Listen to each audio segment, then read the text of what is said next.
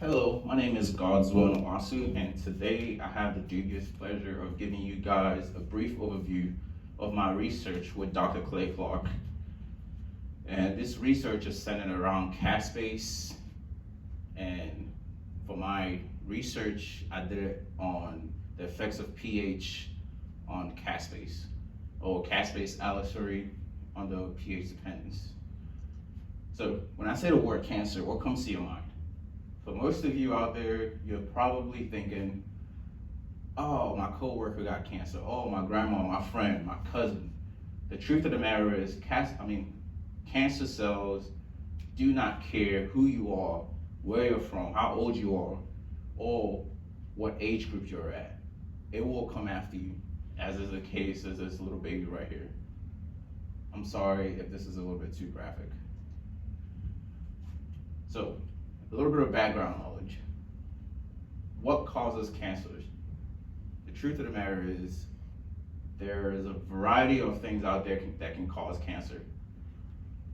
For the most part, they all center around this idea right here, where a cell loses or foregoes of its mechanisms that controls the cell. When I say that, I mean a cell is supposed to not a cell is supposed to live under certain conditions, multiply under certain conditions. When a cell decides not to adhere to these conditions, then it's very cancerous, as is the case right here.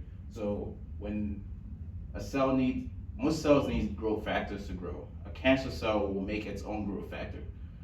Most cells need a wall to adhere to whenever they're multiplying. Cancer cell will find ways around that to where it does not need that, or it doesn't have to have that wall to replicate itself. Our body over time has devised ways to control these cancer cells or to prevent these cancer cells, and it's through the mechanism known as apoptosis.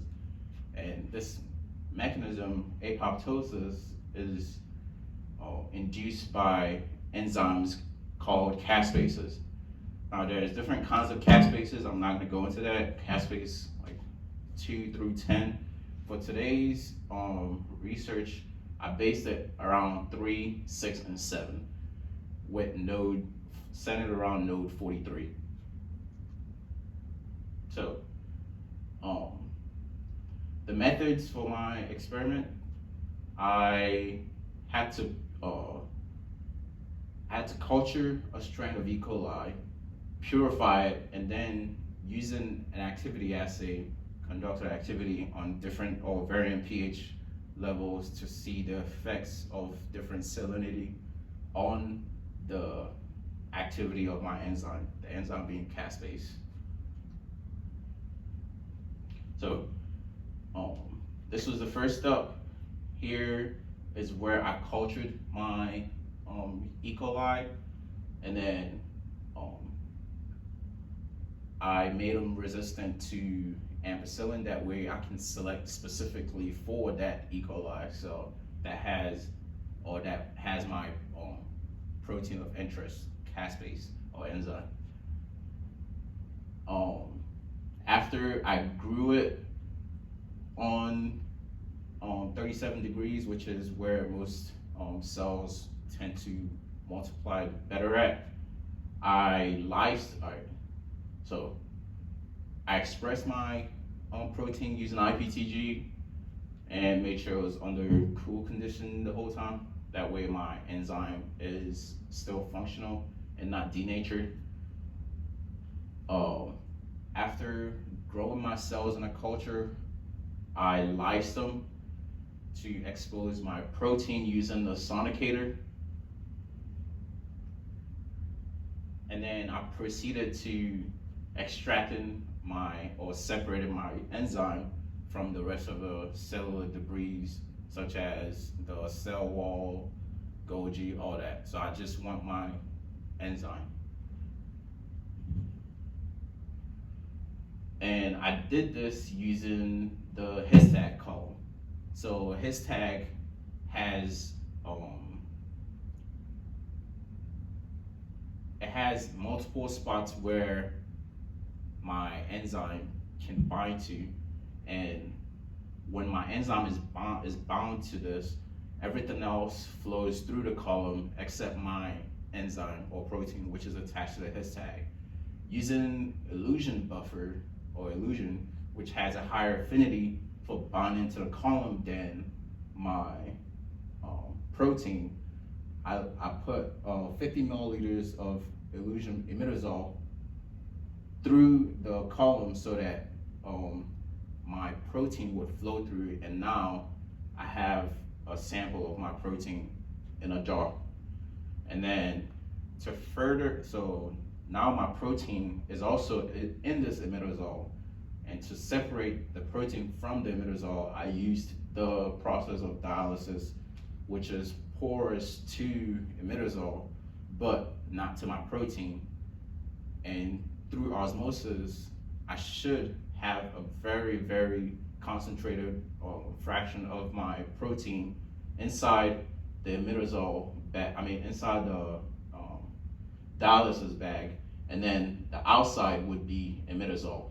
So at the end of the experiment, or this section of the experiment, imidazole would be outside, and then my protein would be inside the bag, which is what I have a picture of right here. Once I verified that my protein is indeed my protein using some form of verification method, the next step is the activity assay. In this spot, because my protein can fluorescence, I was able to observe the activity of my protein using this activity assay. Whenever an enzyme is cleaved on my protein, so whenever a substrate cleave is bound to my enzyme and it's cleaved, it gives off a fluorescence, and measuring these fluorescence, I'm able to observe how active my enzyme is. So the results, we examined the pH of our enzyme at varying pHs from pH 5 all the way up to 9, and it showed, so the kcat, or the turnover rate for our enzyme, is optimal at around between 6.5 and 7.5, which is to be expected because the human body has a pH of about 7.4, so this was a little bit expected. The catalytic efficiency also was in the same area, was also in the same range, and the Km concentration, or concentration of reactant required for half saturation of the protein, showed increase, kept increasing until we got to pH 8.5, which is when it dropped off significantly, right here. So, in conclusion, varying the pH alters the secondary and tertiary structures of the protein, because now you're forming new sulfide bonds and you're breaking bonds and all sorts of stuff. So as we trace the nodes back, we showed that there's a significant decrease in